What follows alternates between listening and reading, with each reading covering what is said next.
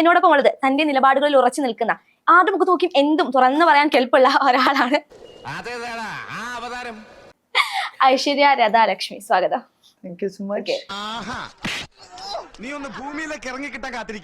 ചേച്ചി ആ വീഡിയോ കണ്ടതല്ലേ? ഞാൻ കണ്ടതാണ്. ഞാൻ ഫസ്റ്റ് കണ്ടപ്പോ തന്നെ ഞാനും എന്റെ ബ്രദറും ഓടുന്ന എല്ലാവർക്കും തോന്നി ഇറ്റ് വാസ് എ ടച്ച്. മഞ്ഞപ്പിത്തം പിടിച്ചവരൊക്കെ മഞ്ഞയായിട്ടല്ലേ തോന്നുന്നു. വീഡിയോ കണ്ട എല്ലാവരും ഒരേ സ്വരത്തിൽ പറയുന്നത് ഇങ്ങനെയല്ല റിയാക്ട് ചെയ്യാം, ചിരിച്ചുകൊണ്ടാണ് ആ വീഡിയോ എടുക്കുന്നത്. കണ്ടാ മനസ്സിലാവും ശരിക്കും അത് പ്ലാൻ ചെയ്തതല്ലേ. മൊത്തത്തിലൊരു അഭിപ്രായമുണ്ട്. കാര്യം സത്യമാണെങ്കിലും എനിക്ക് അംഗീകരിച്ചു കൊടുക്കാൻ പറ്റുമോ? ഒരു പ്രിപ്പയർഡ് ആയിട്ട് ചെയ്തതാണ്, അല്ലാതെ പ്ലാൻ ചെയ്തതാണ്. അവർ ആ വീഡിയോ എടുക്കാൻ പ്രിപ്പയർഡ് ആയിരുന്നു. എടാ നീ ശരിക്കും മണ്ടനാണോ അതോ മണ്ടനെ പോലെ അഭിനയിക്കാണോ? ശരിക്കും മണ്ടനാണ് സാർ. അവളുടെ ബോഡിയോ ഓവർകം ചെയ്തു, അല്ലെങ്കിൽ ഞാൻ നിന്നു എടുത്തിട്ടാണെങ്കിലും ഞാൻ നിന്നെ തെളിയിക്കും എന്നുള്ള മൈൻഡ് സെറ്റ് ആണല്ലോ. അതെങ്ങനെ തറപ്പിച്ച് പറയാൻ പറ്റും? നാക്കിന് നരമ്പില്ലെന്ന് വെച്ച് വായിത്തൊന്ന് പറഞ്ഞ് തല്ലുണ്ട് ഞാൻ കണ്ട. അവർ റെക്കോർഡ് ചെയ്തിട്ടപ്പോ 5000 പേരെന്തോ കണ്ടു കഴിഞ്ഞപ്പോൾ ഡിലീറ്റ് ചെയ്തു ആൾക്കാർ പറഞ്ഞു. എന്തിനു ഡിലീറ്റ് ചെയ്തു? നെഗറ്റീവ് കമന്റ്സ് കൊണ്ട് പേടിച്ചു പോയി. ഞാൻ ചിരിച്ചോണ്ട് നിൽക്കില്ല ആരെങ്കിലും എന്നെ ടച്ച് ചെയ്താല്. ഒന്നുള്ളിൽ ഒരു പേടി ഉണ്ടായിട്ട് മുഖത്തൊരു പേടിയുടെ രൂപമായിരിക്കും, അല്ലെങ്കിൽ ഒരു ടെൻഷൻ ആയിരിക്കും. അതൊന്നും ഷിംജിയുടെ മുഖത്ത് കണ്ടില്ല എന്നുള്ളതാണ് ചോദ്യം. തോന്നിയ ഒറ്റ ഒരാള് ഐശ്വര്യ ആയിരിക്കും. എനിക്കതിൽ വളരെ സന്തോഷമുണ്ട്. അറ്റ്ലീസ്റ്റ് എന്റെ കണ്ണിൽ അങ്ങനെ കാണാൻ പറ്റുന്നുണ്ടല്ലോ. ഇതൊന്നും കണ്ട് വിരളാൻ പാടില്ല കുഞ്ഞുങ്ങളെ. തൊലിക്ക് നല്ല കട്ടിയാണല്ലേ. മരണം കഴിഞ്ഞിട്ട് അമ്മേന്റെ ഫേസ് എടുത്തിട്ട് ഞാൻ കണ്ടിട്ടുണ്ട് അമ്മമാര് കരയുന്നത്. ഇത്ര പബ്ലിസിറ്റി കൊടുത്ത്, ഇത്ര റൊമാൻറ്റിസൈസ് ചെയ്ത്, ഇത്ര ഗ്ലോറിഫൈ ചെയ്തൊരു സ്പേസ് കാണിക്കുന്ന ഞാൻ നിനക്ക് നാണമുണ്ടോ?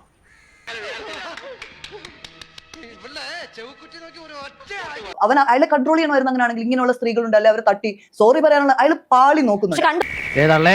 എന്റെ നാക്ക് ചൊറിഞ്ഞു വരുന്നുണ്ട് കേട്ടോ. കുത്തിയെന്നുണ്ടല്ലോ. ഞാൻ പറയട്ടെ, ഞാൻ കണ്ട ഒരു മനുഷ്യൻ പോലും അത് പറയുന്നില്ല. നിങ്ങൾ സംസാരിച്ച ഒരു മനുഷ്യനും ചിലപ്പോൾ പറഞ്ഞു കാണത്തില്ല. ഞാൻ സംസാരിച്ച 100 കണക്കിന് ആൾക്കാർ അത് പറഞ്ഞിട്ടുണ്ട്.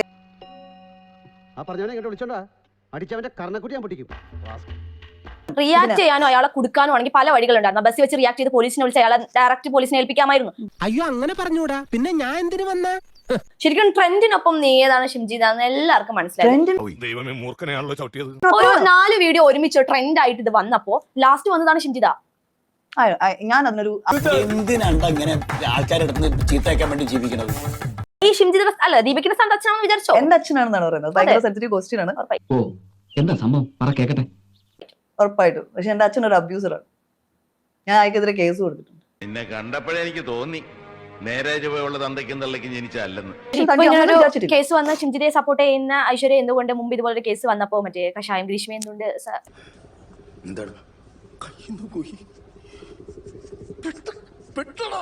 സപ്പോർട്ട് ചെയ്തില്ല, അല്ലെങ്കിൽ എന്തുകൊണ്ട് ആ ഒരു വിഷയത്തിൽ സംസാരിച്ചില്ല? അത് എന്റെ ഏരിയ അല്ല. ഇത് അപ്പൊ ഐശ്വര്യയുടെ ഏരിയ എന്റെ ഏരിയ ആണ്. ഞാൻ പുകഴ്ത്തി പറയാന്ന് തെറ്റിദ്ധരിക്കരുത്. ഇതുവരെയുള്ള അനുഭവം വെച്ചിട്ട് പറയാം. ഈ വക കൂതറ കളി കളിക്കാൻ നിനക്കല്ലാതെ മറ്റാർക്കും സാധിക്കും. കല്യാണം കഴിച്ചൊന്ന് ചോദിച്ച ചോദ്യത്തിന് ഒരു കാര്യം പറഞ്ഞു. ഒരാളുമായിട്ട് റിലേഷൻ ആയിരുന്നു, ഒരു കുട്ടിയുണ്ട്, ആളിപ്പോ ഇല്ല. ഞാൻ ഓർക്കുന്നു, വല്ലാതെ ഓർക്കുന്നു. അപ്പോ ഞാൻ തിരിച്ചൊരു ചോദ്യം ചോദിച്ചാൽ ഇത് അവിഹിതമായിരുന്നോ? ഒരു അവിഹിതമായിരുന്നോ? എന്താ ഉറക്കം വരുന്നു.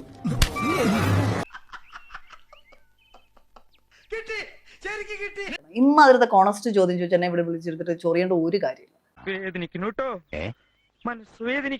ഭയങ്കര അലമ്പ് പരിപാടിയാണ് നിങ്ങൾ കാണിക്കുന്നത്.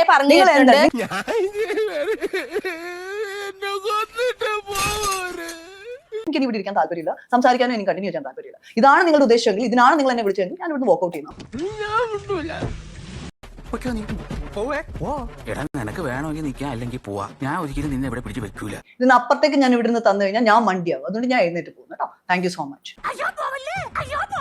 എന്നൊന്നും ഞാൻ ഇവിടെ പറയുന്നില്ല. നിന്നെ തുറന്നങ്ങ് വിട്ടേക്കുവാ. നീ അങ്ങ് മേടിച്ചു നീ പോ. പാവം അയാൾ കരഞ്ഞുകൊണ്ടാ പോകുന്നത്. കരയണം എന്നാലേ അവനൊക്കെ പഠിക്കൂ. All the best. പോയി പിണങ്ങിപ്പോയി. ഞാനത് ചോദിക്കരുതായിരുന്നു.